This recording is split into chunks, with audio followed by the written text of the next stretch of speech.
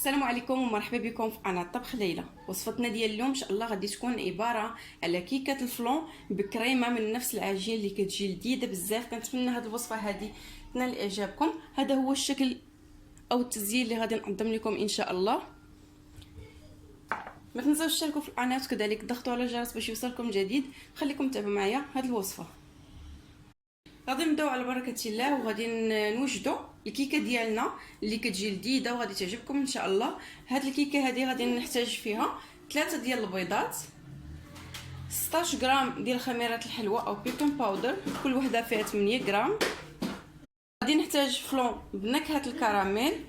كيف كتشوفوا احتاجيت جوج ديال العلب ديال الفلون، كل علبه فيها 2 غرام ونص. ممكن في بلاصه ما ديروا هذه ممكن ديروا هذه اللي كتكون بهذا الشكل، ديروا غير وحده منهم، ولكن تتنقصوا كميه السكر حيت هذا الفلون هذا فيه السكر. غادي ندير كاس ديال الزيت، كاس ديال السكر سنيده، كاس ديال الحليب، وجوج كيسان ديال الدقيق، وقبيصه ديال الملحه. هادو هما المكونات اللي غادي نحتاج. ندوزو لطريقه التحضير. دابا المرحله الاولى غادي ناخذ خلاط كهربائي، غادي ندير فيه كاس ديال الحليب بطبيعه الحال الحليب بارد.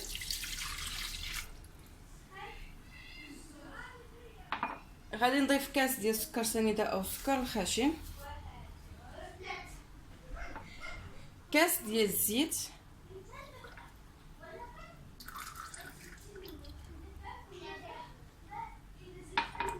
ياغورت. الا كان عندكم بنكهه الكراميل من الاحسن، انا درت بنكهه الفاني، متوفرش عندي ديال الكراميل. بالنسبه لهذا الياغورت هذا فيه 110 غرام. وغادي نزيد جوج فلون بنكهه الكراميل،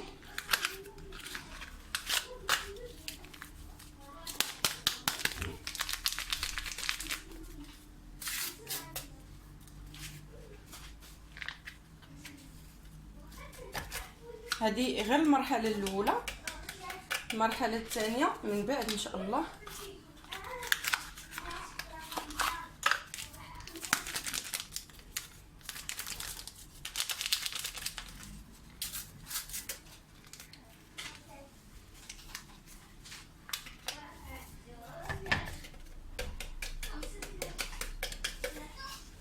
غادي ناخذ الخلاط الكهربائي وغادي نطحن الخليط ديالنا.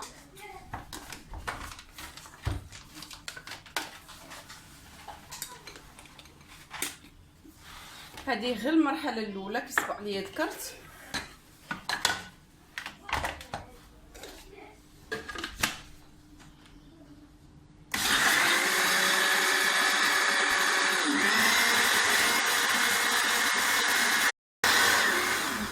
صافي الخليط ديالنا هو طحن مزيان. كنخليوه حتى كيبدا يعاد شويه. بالنسبه لهذا الخليط غادي نقص منه كاس، نفس الكاس اللي عبرت به الحليب وسكر وسنيده وحتى الدقيق، يعني كاس العنبه. غادي نقص كاس يكون عامر، وغادي نخليه في الثلاجه، نحتفظ به في الثلاجه وندوزو نكملوا باقي المقادير. درت الكاس في الثلاجه. غادي نضيف 3 ديال البيضات يكونوا متوسطين.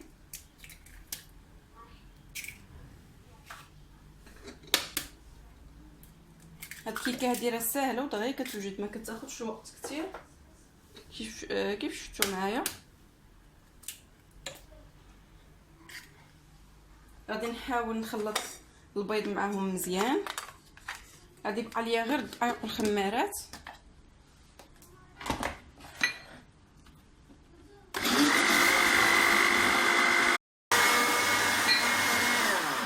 ودابا غادي نبدا نضيف الدقيق بشويه بشويه، وفي نفس الوقت غادي نبقى كنخلط.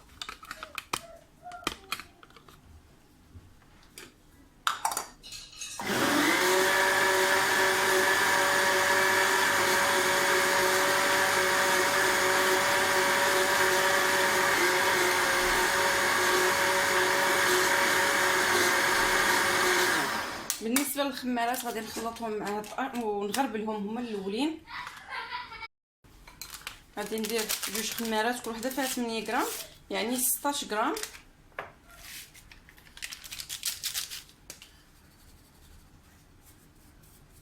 كنغربلهم مزيان. غادي نزيد خماره الثانيه حتى هي 8 غرام.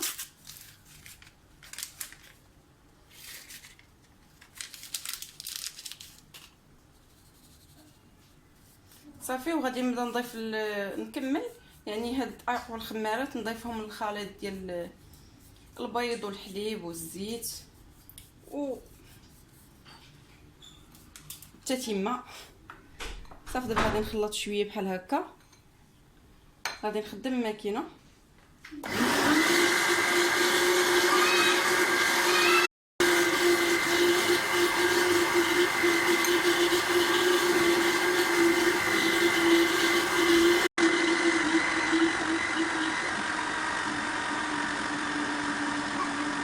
صافي. الخليط ديالنا ها هو وجد. غادي نخليه على جنب على ما ندهن اللاطه ديالنا او المول ديالنا. انا اختاريت هذا، ممكن تاخذوا المول اللي تيكون مطعوب من الوسط. غادي ندهنو بالزبده ونرشو بالدقيق. هذا حيت عندي غرق ما غاديش ندهنو كامل، غادي ندهن غير النص ديالو يعني فين غادي تطلع لي الكيكه.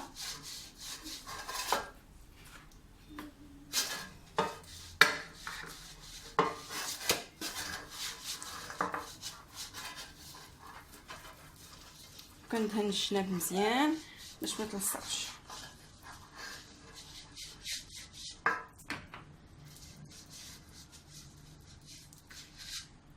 غادي نرش الدقيق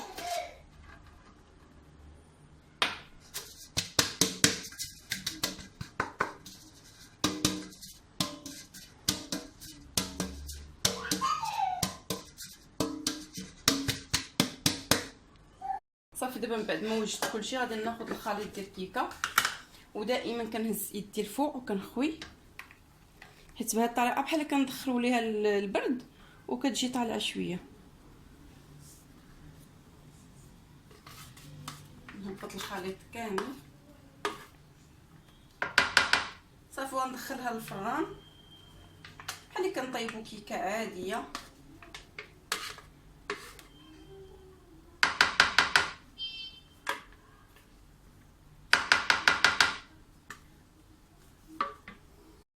صافي دابا غادي ندخل الكيكه نعضها بعدا وندخلها للفران حتى كطيب، ونطلعوا ان شاء الله من بعد ما طيب باش نكملوها في التزيين. صافي دابا هاي الكيكه ديالنا من بعد ما طابت كيف كتشوفوا. غادي نقلبها في الطبق ديال التقديم.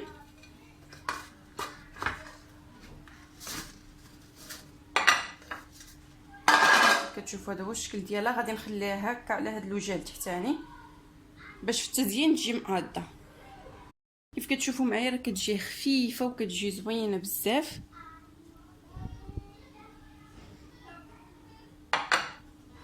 دابا غادي ندوز من الاحسن انكم تخليوها حتى كتبرد عاد تزينوها. دابا غادي ناخذ هذاك الكاس اللي خليت كيف كتشوفوا راه كيولي عاد. غادي نزين به الكيكه ديالنا.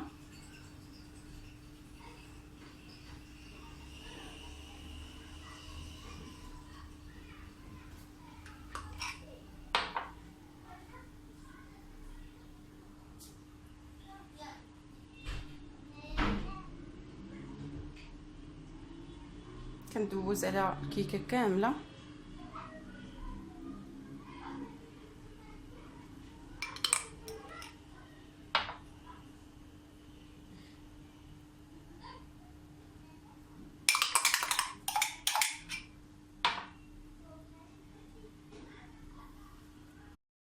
دابا للتزيين الاخير غادي ناخذ هاد العلبه هذه ديال الفلون تتكون من وسطها واحد الكراميل.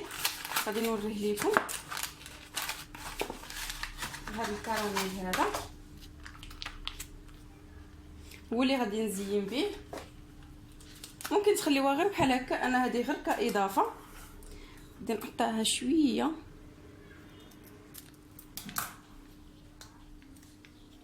وغادي ندير خطوط.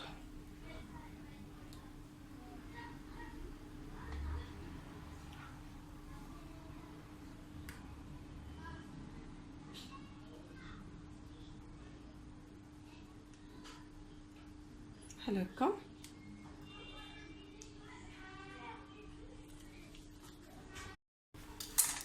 نزيد شي خطيطات.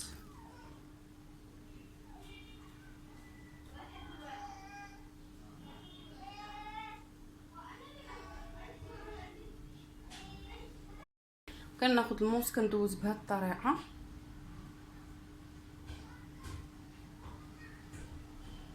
كيف شفتوا راه ساهله ولكن كتجي لذيذه. غادي ندوز العكس بحال التزيين ديال ميلفي.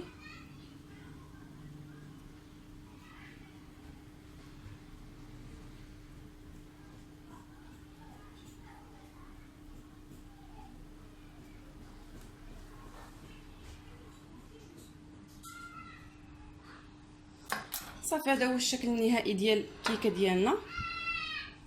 هو الشكل النهائي ديال الكيكه ديالنا اللي كتجي معلكه وكتجي لذيذه بزاف. كنتمنى هاد الوصفه هذه تجربوها وتعجبكم، وما تنساوش تخليو لي التعليقات ديالكم باش تعطوني الاراء ديالكم في الوصفات اللي كنقدم لكم، ونطلعوا ان شاء الله فيديو اخر مع وصفات جداد، والى الملتقى باذن الله.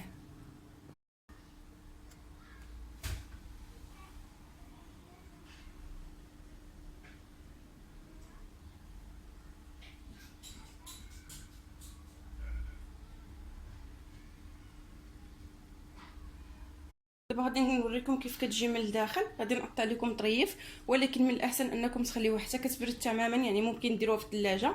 انا ما كاينش وقت غادي نقطعها لكم.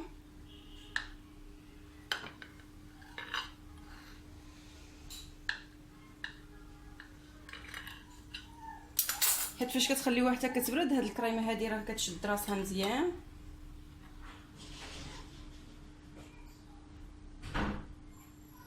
صافي هذا هو الشكل ديال الكيكه ديالنا. خليكم وفي امان الله.